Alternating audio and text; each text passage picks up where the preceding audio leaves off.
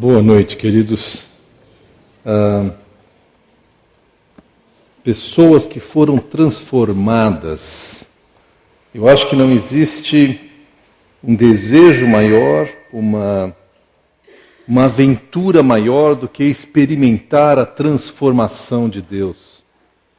E nós queremos voltar a falar disso. Eu vou pedir para o pessoal da projeção deixar esse slide. Eu não vou usar o material que eu enviei para vocês, porque enquanto eu estava ouvindo o louvor, Deus mexeu no meu coração. Eu queria pegar um outro texto para nós olharmos juntos, que fala sobre transformação e fala sobre algo mais profundo. Nós vamos falar um pouco sobre saúde hoje. Eu não estudei na área de saúde, não saúde física pelo menos, e hoje eu passei, não só hoje, os últimos dias, passei algumas horas tentando entender algumas questões da área médica. Se eu falar alguma bobagem, os médicos aqui depois têm toda a liberdade de me corrigir. Espero que eu tenha ficado na área segura daquilo que é saúde. Mas quando eu penso em saúde, e eu penso na nossa igreja, e eu penso na vida cristã, eu sou levado ao livro de Efésios. Eu convido você, abre Efésios capítulo 4 comigo, e eu chego numa afirmativa do apóstolo Paulo, que ele fala de transformação, ele nos desafia para uma transformação que eu tenho certeza que, se você é cristão e, portanto, tem o Espírito Santo, eu tenho certeza que você anseia por essa transformação que ele vai descrever aqui. Talvez você esteja cansado, talvez depois de tentar tantas vezes tu já desistiu, talvez a sua vida tenha recebido tantos golpes, e como a gente tem golpes na vida, né? Planos maravilhosos que nós fizemos e que em geral não acontecem, surpresas, decepções. Mas depois de tantos golpes, tu fala, eu acho que eu vou só entrar no modo de sobrevivência. Vou ficar bem quietinho, esperar Jesus voltar para eu ir para casa. Porque está muito difícil isso. Eu estou me referindo primeiramente ao verso 17 do capítulo 4 de Efésios, que nós lemos assim, o apóstolo Paulo dizendo, assim eu lhes digo, e no Senhor insisto.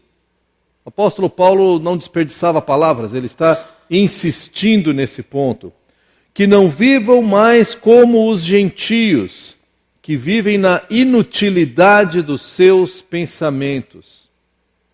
O desafio dele é contundente, ele bate de encontro a nós, porque ele fala, não vivam mais como os não cristãos. Então ele está se referindo ao fato que tem pessoas que vivem como não cristãos. Cristãos que vivem como se não o fossem. Ele não está falando, olha, já que vocês viraram cristãos, agora vamos viver assim. Ele falou, não vivam mais desse jeito. E ele usa uma expressão forte, ele fala, na inutilidade dos seus pensamentos. Todos nós temos uma grande parcela dos nossos pensamentos que são inúteis e enganosos. São aquelas coisas que nós vamos colhendo ao longo da vida, achando que isso vai nos deixar felizes. Dinheiro, formação, carreira, posses, realizações. Bom, quando eu tiver isso, eu vou ser feliz.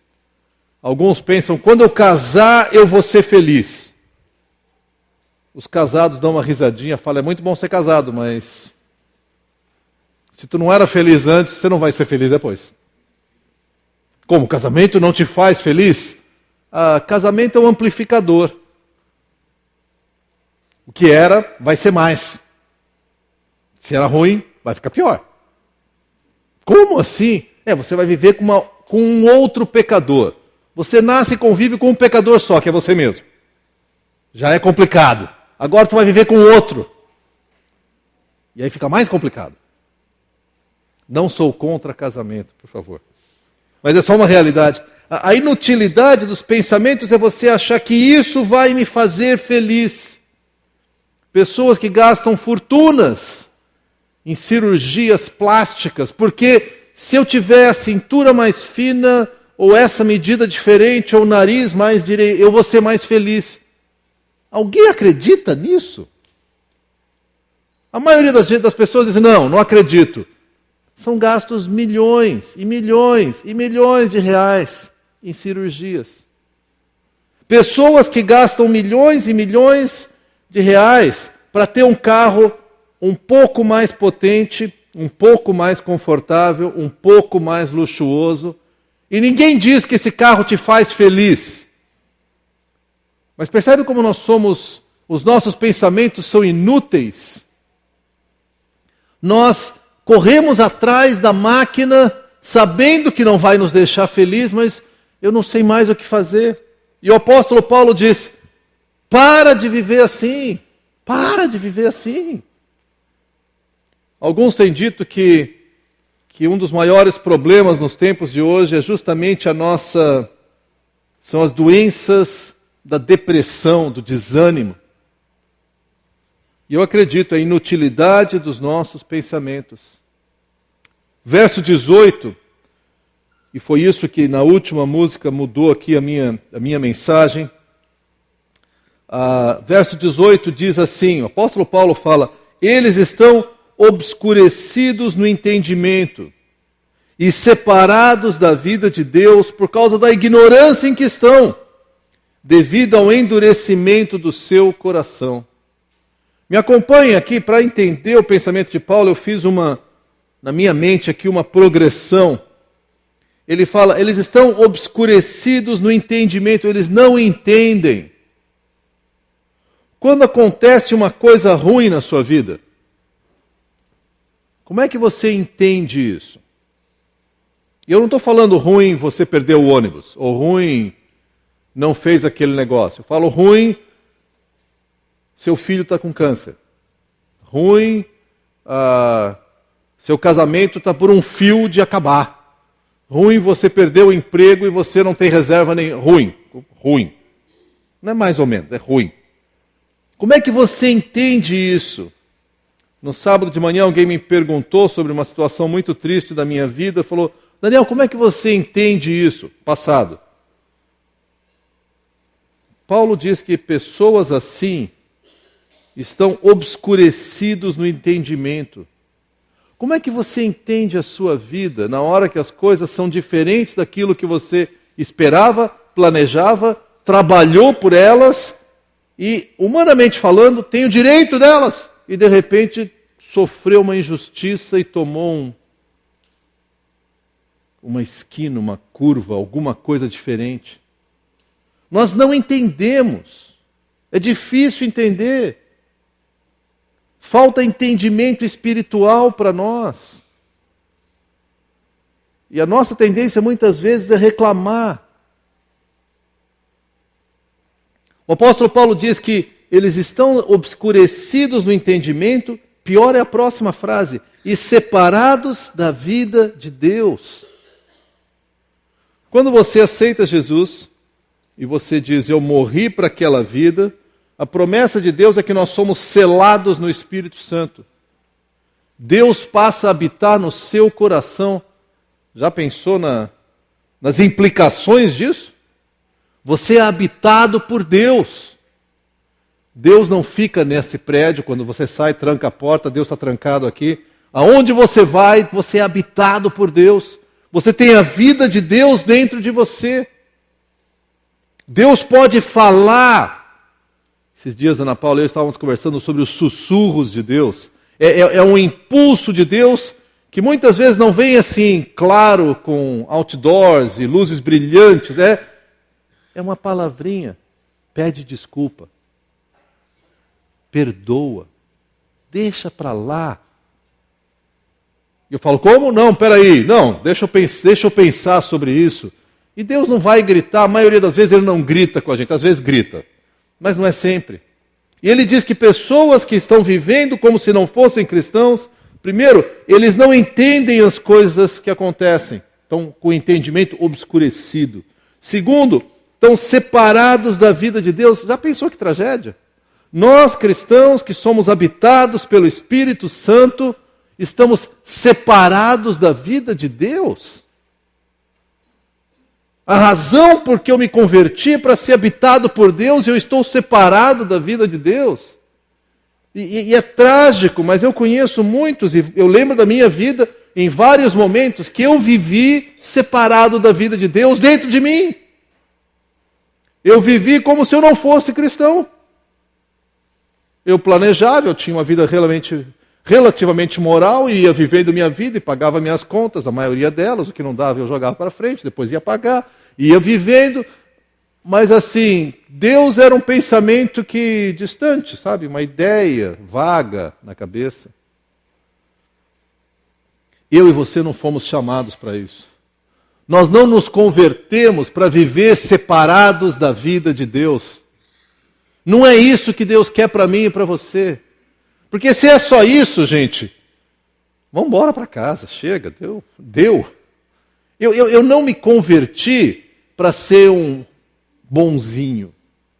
Eu me converti para andar com Deus. Como é que eu posso viver separado da vida de Deus? É o contrário do Evangelho. O apóstolo Paulo diz que eles têm o entendimento obscurecido, estão separados da vida de Deus por causa da ignorância em que estão. Eu fui olhar a palavra ignorância aqui. Em geral, quando a gente fala de ignorância, a gente pensa em burrice. O cara é burro, é ignorante. Mas a palavra no sentido original significa você não se dar conta de algo que existe, ignorar algo. Aí já fica um pouco menos agressivo, né? Não é burro. Você não está percebendo alguma coisa. Percebendo.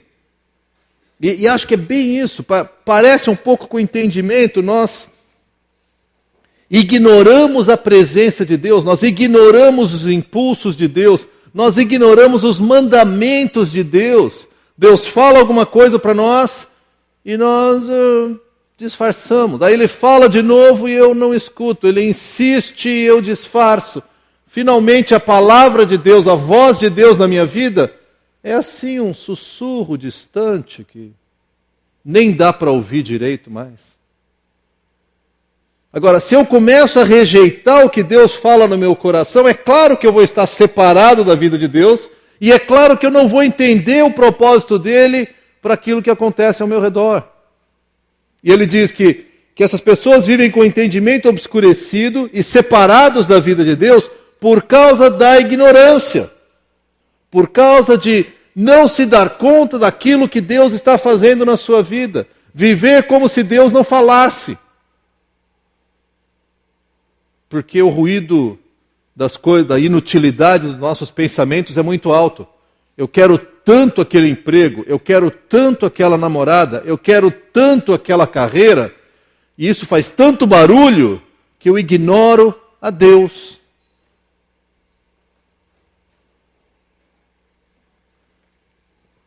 O apóstolo Paulo continua dizendo que não é só pela ignorância em questão, mas essa ignorância é devido ao endurecimento do seu coração. Essa expressão foi o que na última canção atrai meu coração. Eu falei, nós precisamos ter o coração quebrantado. Se tem alguma coisa que nós precisamos ter um coração sensível. E alguns dirão, não, nós precisamos conhecer a Deus. Eu sei que nós precisamos conhecer a Deus. Mas sabe o que eu vejo? Gente que já ouviu essa palavra expressa 300 vezes, conhece vários versículos, mas como tem o coração endurecido, ele ignora. E aí ele está separado da vida de Deus e ele não entende o que acontece. A ignorância é fruto não da falta de conhecimento de leitura, mas de um coração endurecido. Como é que está o teu coração? Como é que está o meu coração? Coração endurecido. A única cura para isso é quebrantamento. Deus precisa quebrar o coração. Eu preciso me render. Eu preciso chegar diante de Deus e falar, Deus, eu não sei, eu não consigo, eu não tenho em mim o que é suficiente, eu me curvo diante de Ti e eu quero ouvir o que o Senhor tem para me dizer. E às vezes aquilo que o Senhor me diz não é o que eu quero. E às vezes aquilo que o Senhor me diz não faz sentido para mim. Como perdoar esse pilantra? Esse cara que ele fez de propósito, Deus, tu não viu? Se eu perdoar, vai terminar tudo em pizza. Eu quero lutar pela justiça, e Deus diz, eu vou promover a justiça. Sim, Deus, estou lutando em teu nome. Não. Fica quieto, eu, Deus, vou promover a justiça. Não te chamei para ser o meu defensor, deixa que eu me defendo. E a gente saca da espada e somos guerreiros santos. Santos nada. Estamos defendendo a nossa vontade. Como é que a gente enfrenta isso? Como é que a gente inverte esse processo?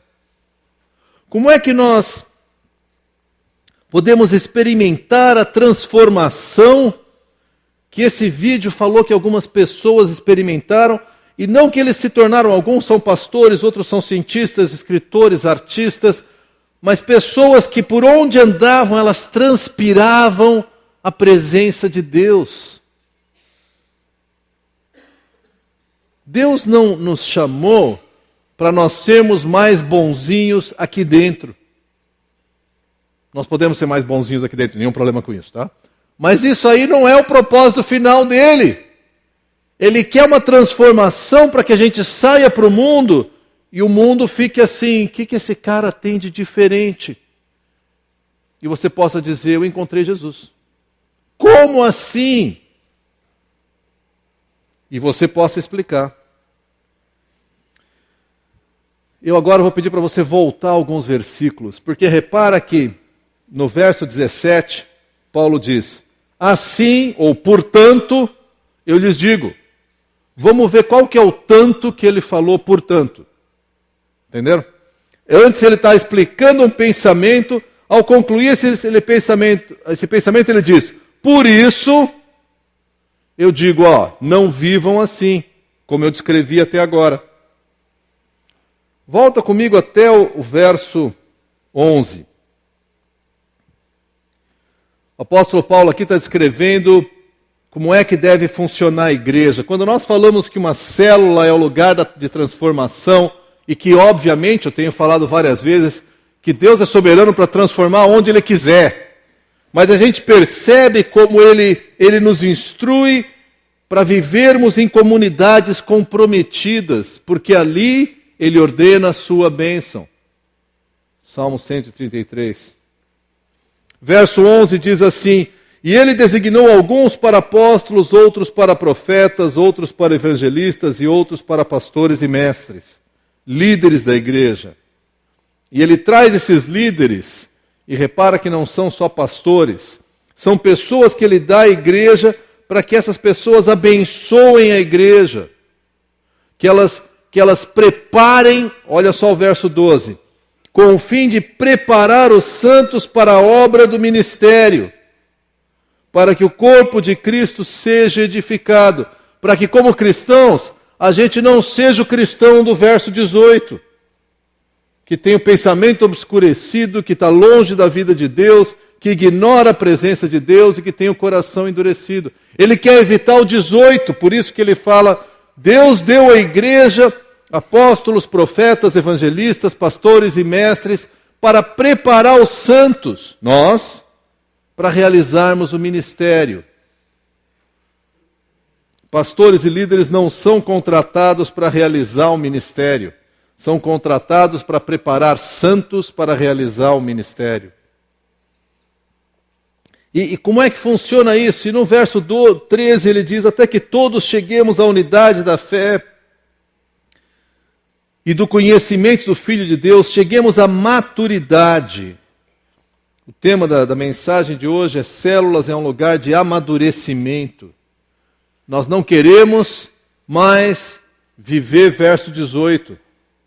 O verso 18 é o que nós queremos sair, nós não queremos viver ali. Como é que eu evito isso?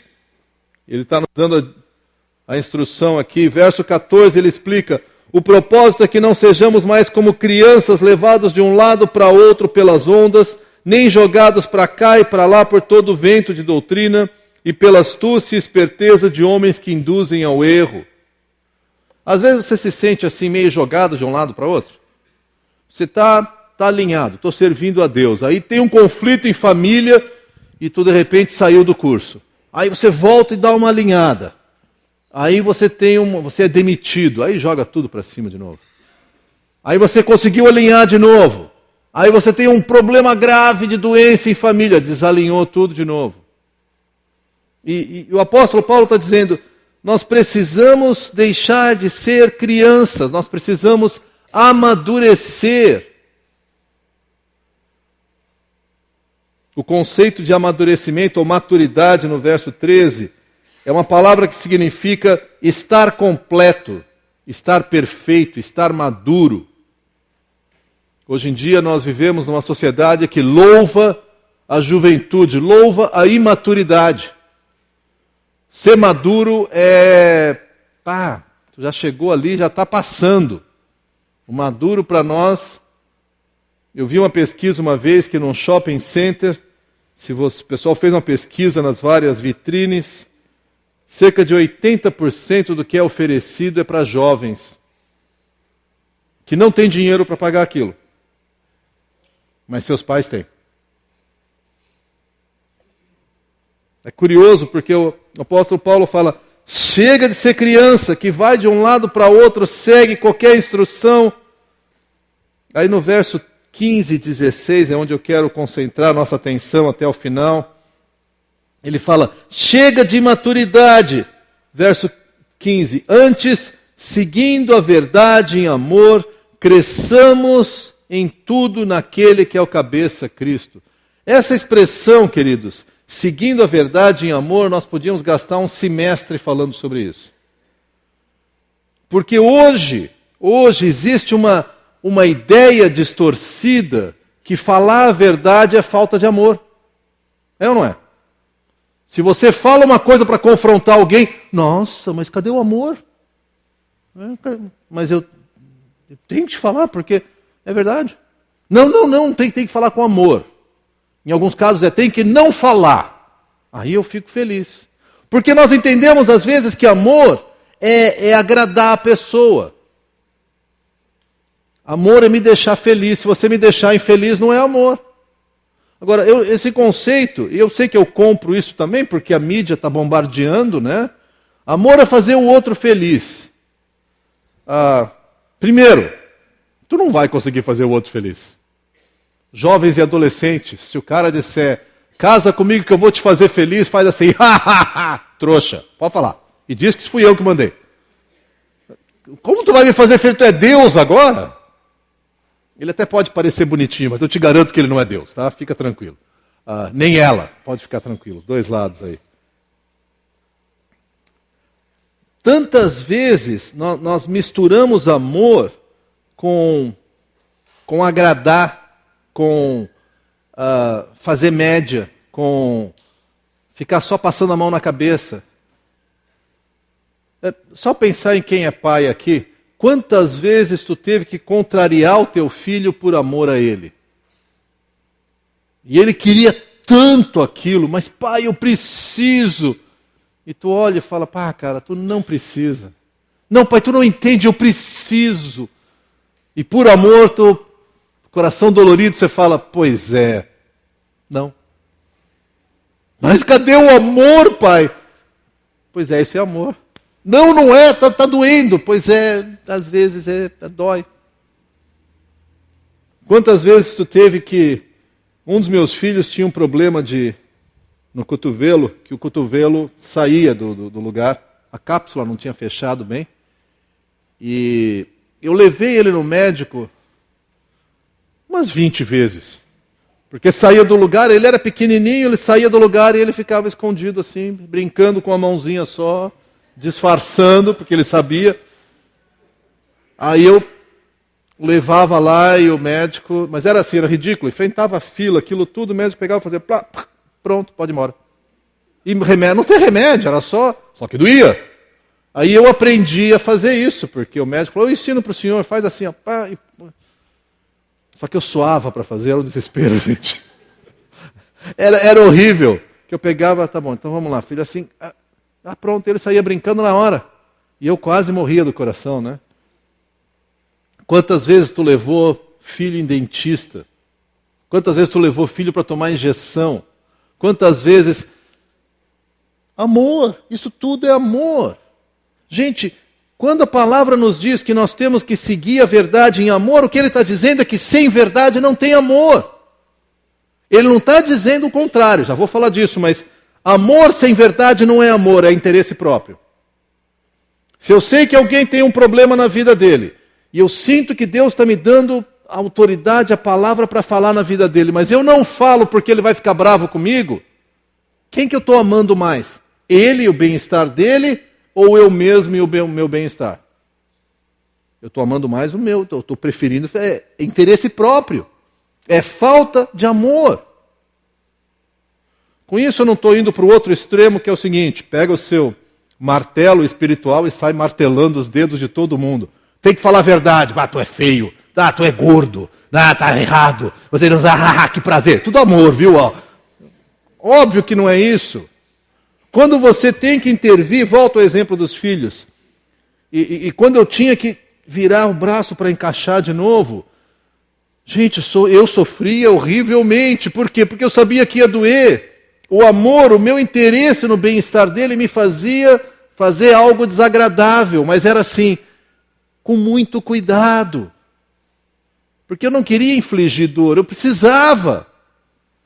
Mas é mais ou menos isso. Eu preciso te falar uma verdade, vai doer, talvez tu vai ficar bravo comigo, não vai querer falar comigo, mas olha, o que eu estou percebendo, o que eu estou vendo é isso. Mas a gente não faz isso. E repara bem, ao não falar a verdade em amor, pessoas ao nosso redor caem na ignorância e o coração endurecido e distância da vida de Deus e o entendimento obscuro, percebe? Ao não viver entre nós falando a verdade em amor, nós nos tornamos mais e mais como igreja cristãos do verso 18. Eu lembro de uma situação que nós passamos anos atrás, que uma jovem apareceu grávida, enquanto não era casada ainda. E quando, como pastor, nós estávamos conversando sobre isso, o que a gente faz? É um problema? Aí uma senhora me falou assim, pois é, eu sabia. Eu falei, sabia o quê? Eu sabia que ia dar nisso. Por quê? O jeito da guria se vestir, o jeito da guria ficar, ela usou uma palavra mais forte, eu vou dizer, encostando no rapaz. Eu sabia que o rapaz não ia dar certo. O guri estava subindo parede de costas ali, não dava. Aí eu falei, tu percebeu isso? Percebi. E tu não falou para ela? Se eu falasse, ela ia brigar comigo, pior que ia mesmo. Ou seja, por não seguir a verdade em amor, criou-se uma situação terrível. Hoje os dois, apesar de se casarem quando nasceu a criança, estão separados. Não era aqui em Porto Alegre, fica tranquilo. Ou não, sei lá. O fato é, a tragédia é que pessoas tinham visto, mas ficaram com medo de falar a verdade em amor, e eu entendo. Porque falar algumas verdades é ruim, não é? Nessa área de roupa, então, Deus o livre. Como é que tu vai falar para a mulher, olha, o teu jeito de vestir está inadequado? Por quê? Isso é legalismo teu? Né? Agora vai ficar com legalismo, fita métrica? E não, querida, é que é provocante. Como assim provocante? Dá vontade de falar, pergunta para todos os homens aqui, quantos... Não vai fazer isso. Mas os... esse é um outro tema. Seguir a verdade em amor, falar algumas coisas que são profundamente doloridas, que são incômodas, que doem. Isso é amor. Mas olha só o verso 16. Paulo concluindo, antes de falar do cristão que vive como não cristão, ele diz assim, dele, de Cristo, todo o corpo, ajustado e unido pelo auxílio de todas as juntas, cresce e edifica-se a si mesmo em amor, na medida que cada parte realiza a sua função. E é bonito, é quase poético isso aqui, né? Porque o corpo edifica-se a si mesmo. Nós estamos falando célula, lugar de amadurecimento. Todo o corpo ajustado e unido. A expressão ajustado é se encaixa. Unido é como se, além de encaixado, passa cola. A coisa funciona. Existe uma conexão. Existe uma harmonia no funcionamento. E repara só que a gente fala, quando ele diz aqui o auxílio de toda junta, é auxílio de todo mundo. Não é essa a expressão. Cada um fazer a sua parte, ele fala no final do versículo, quando ele diz, na medida que cada parte realiza a sua função. Tem um outro elemento, isso que eu estou falando que eu entrei na área de saúde. O que é que faz um corpo ser saudável? Não quais as práticas, mas como é que eu sei que um corpo é saudável? E eu vou dar o resumo que eu dei, médicos, não fiquem bravos comigo, tá? Não estou desvendando os mistérios da medicina, mas é simples. Todos os órgãos funcionando, interdependência, e um órgão está falando com o outro. Porque se tem algum órgão funcionando e não está escutando o resto do corpo, isso se chama doença. O corpo tem que funcionar em ritmo, em interdependência. E uma das coisas que me fascinou foi essa expressão do apóstolo Paulo, auxílio de todas as juntas. Ele diz que o corpo encaixado e unido pelo auxílio de toda a junta edifica-se a si mesmo. E eu fui olhar o que é essa junta no original, olhei, tirei o dicionário, vi isso tudo, e junta no original quer dizer junta. Foi muito difícil. Trazendo para o exemplo do corpo, eu diria ligamento, ou articulação. Embora o termo é junta mesmo, aquilo que junta as duas partes. E aí eu comecei a me perguntar, faz algum tempo já que eu fiz isso, o que é que entre nós na igreja é a junta? Não é a parte. As nossas juntas são os nossos relacionamentos. Então, nós nos encaixamos e somos bem colados pelo auxílio de todo relacionamento. Relacionamento. O corpo precisa de relacionamentos saudáveis para crescer. E eu entrei mais a fundo ainda. Tem 3 características na junta. Ela tem que ser resistente. Porque na hora que o joelho faz assim, o Roger falou, quem tem o joelho funcionando, eu quase que fiquei sentado, Roger, mas acho que ainda dá. A junta, o ligamento, ele tem que ser resistente, porque quando eu venho andando e paro, quem segura um osso de sair por cima do outro é o ligamento. É ele que segura para evitar que as partes se separem.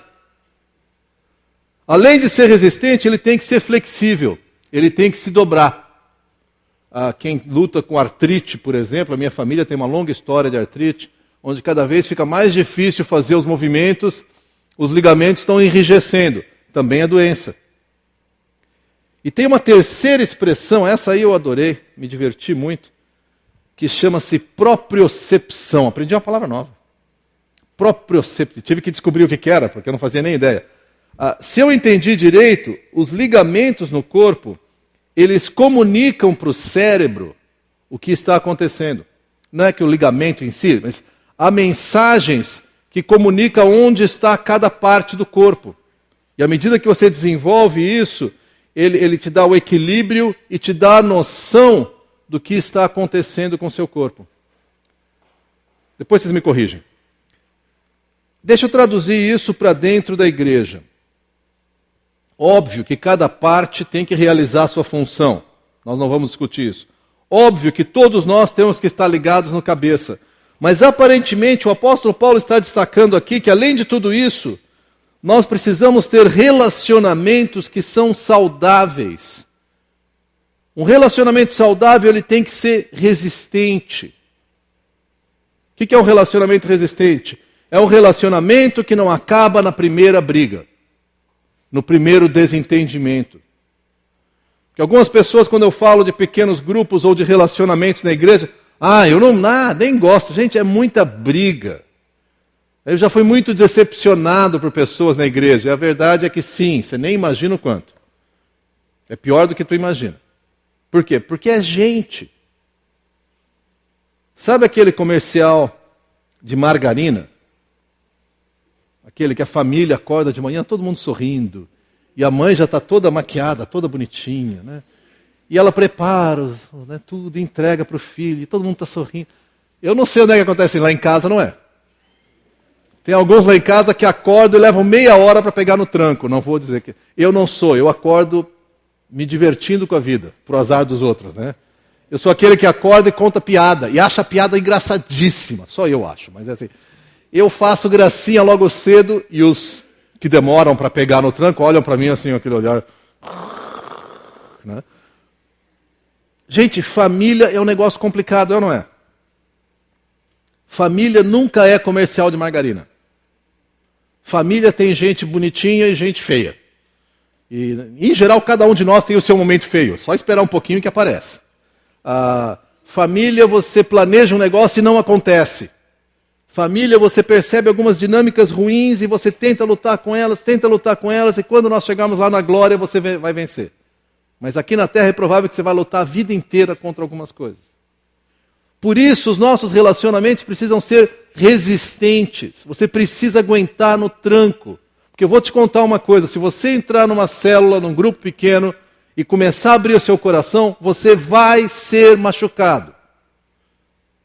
Se você é tão frágil que não pode ser machucado, não entra nessa porque é uma fria para ti. Mas vou te dizer o contrário. Se você não passar por isso, são grandes as chances de você virar um cristão do verso 18.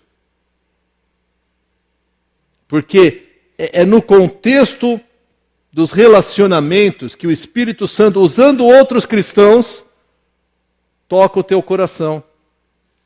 Te alerta para coisas que estão acontecendo e que você vem ignorando. Manifestam a vida de Deus nas suas vidas e você fala, eu quero isso também. São pessoas que de repente são usadas pelo Espírito Santo para te apontar e falar, está errado, falando a verdade em amor. E vai doer. Relacionamentos têm que ser resistentes.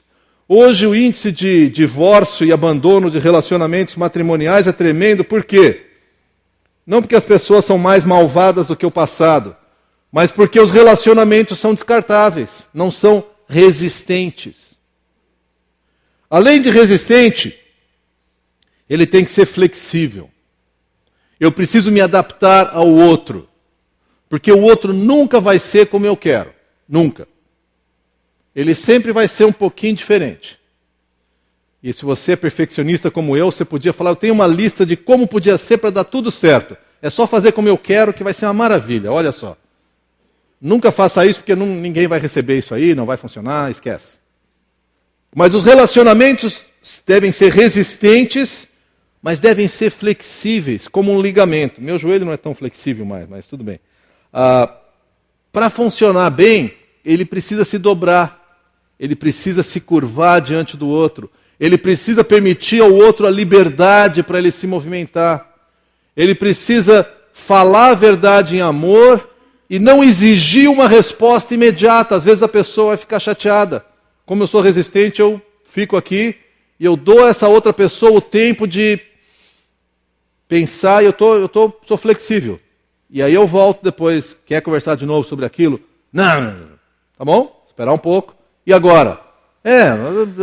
Aí pela terceira ou quarta vez a pessoa, quem sabe, abre o coração.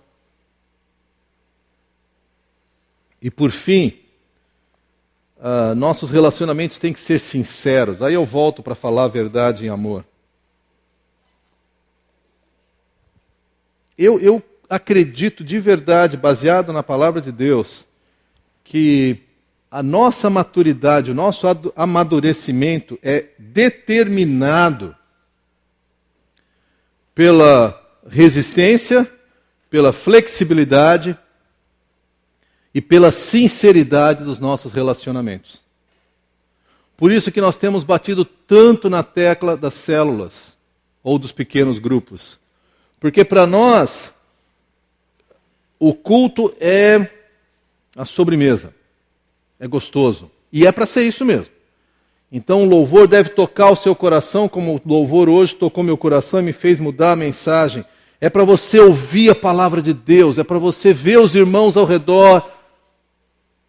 Mas não é aqui que você vai fortalecer os seus relacionamentos. Aqui você vai olhar todo mundo e rever amigos e conversar. Relacionamentos exigem que você exercite, que você fale, o outro ouça, e o outro fala, e você ouve, e você dá um palpite, recebe um palpite, e na semana seguinte você volta e discute.